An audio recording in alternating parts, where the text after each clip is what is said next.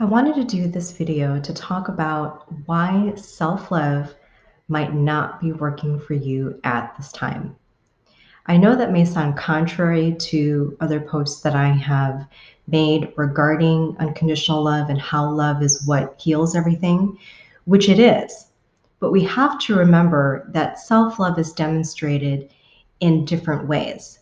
And so if you are looking at self-love in terms of that warm, fuzzy feeling that you probably have been wanting to have about yourself, where you're just comfortable in your own skin, where you feel like you can walk around with that confidence and radiance that you have been wanting, but you're not getting there, there is a couple of different reasons why this may be the case. And after a few days of reflection on this particular subject, because I'm going to hit on several different points of things that I have observed from my own experience and that of my clients, especially comparing those that have really progressed and those who have taken a little bit more time. I've been, as a coach, I've been really trying to work with those who have different needs and seeing what could be the roadblocks along the way. Now, the first point that I want to make is that when I was going through my healing process, I was doing everything under the sun. Now, if you want to check out my website, I do talk about what my story is and why I do what I do now. But I did so many different things. And for years, I felt like I was trying one thing after another, and not that I didn't learn, not that I didn't progress, but I'm going to tell you, I got a little bit obsessive about my healing. And what I realized what that was. So if this is you, if you're on this healing path, if you are going through a spiritual awakening and you feel like you're trying everything, and you keep digging. You go to the next person, you go to the next coach, the next guru, the next self-help book. And not that they all don't have different points about them that can be useful, but also take a look at where that's coming from inside. Because if you feel like you're digging, not really getting anywhere, you feel like you're spinning your wheels and you're like, why am I not getting better? Why am I not getting better? That could also be a sign of the whole, I'm not good enough and I'll never be good enough. And that was the case for me for a period of time until I finally got it, that that I was the one who was holding myself back. And everything that I learned up until this point, I use to this day. So it's not that I'm saying that you're wasting your time, but there's a certain flip that happens when you start to accept and take ownership. So this leads me to the three things that I, as a coach and intuitive energy healer, know are extremely essential to growth, transformation, and ultimately to that healing where the thing that bothers you now is no longer going to bother you. And the first part is acceptance. And that was where I was stuck along my healing path. Now, could I have gotten through things faster than I did? Sure. That doesn't mean that I was wrong in how I did anything, and neither are you. But what I realized was that the whole looking forward, the whole I'm not there yet, I'm not where I want to be, I'm not feeling the way that I want to feel, because those are things that I hear my clients also say to me. They say the same things that I used to say to myself.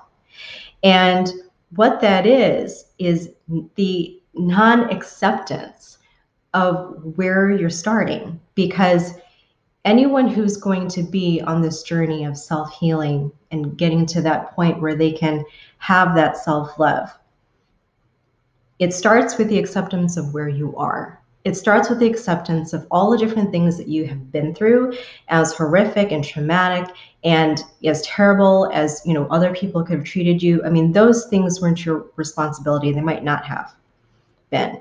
But now your job in the beginning is to understand that you have to accept where you are now, how you're feeling about it.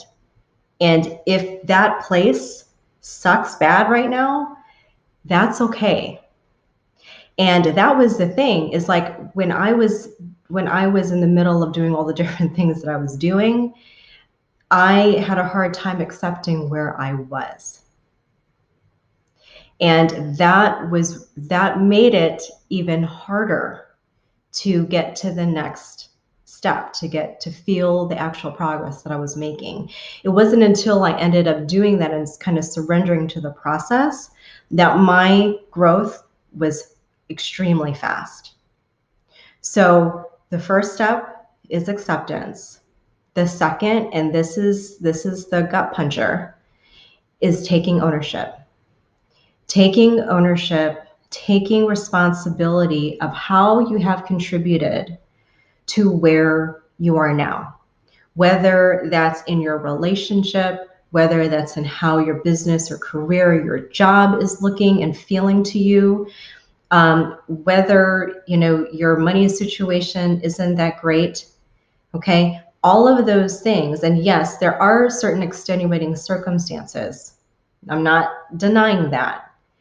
But how you handle it with taking ownership of what you can control, even really looking at the crevices at where you may have contributed energetically to those situations, that is huge.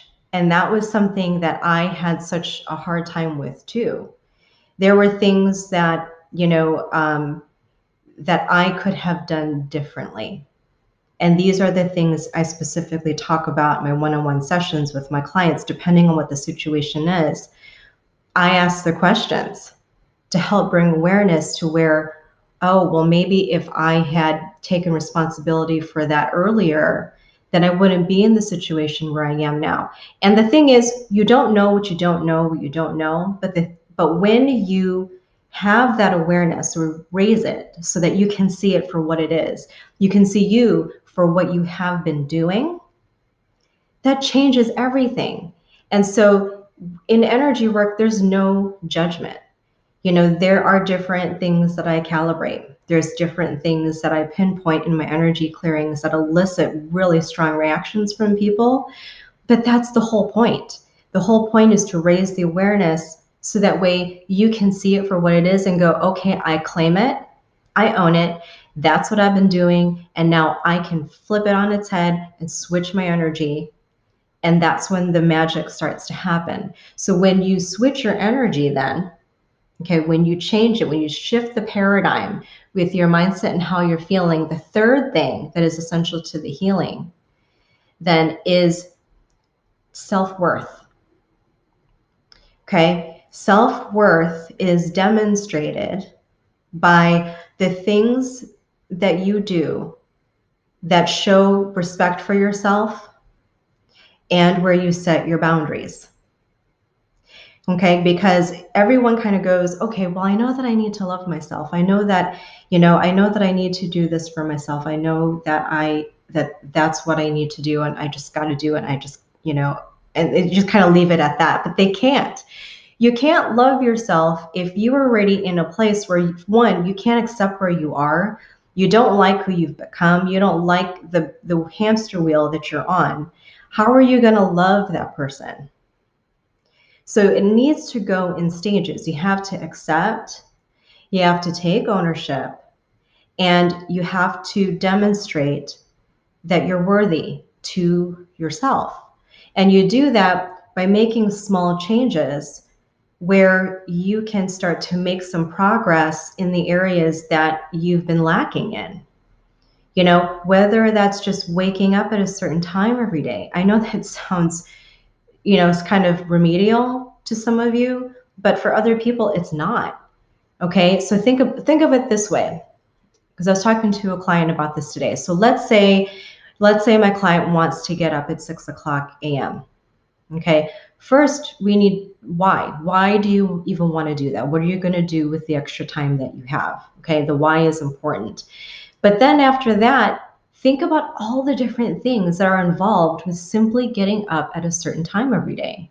That probably means then that, she needs to set her alarm. She needs to go to bed earlier. Maybe she needs to, lay off on the drinking so that she is able to wake up early enough in the morning, right? So there's different things that you actually direct your energy towards in order to make a small change happen. And the thing is, this is how it is with every single decision that we make. Every single decision. So it could be something as small as, am I going to have a cookie for dessert? That's actually a power decision, because is that in alignment with what it is that you're trying to do?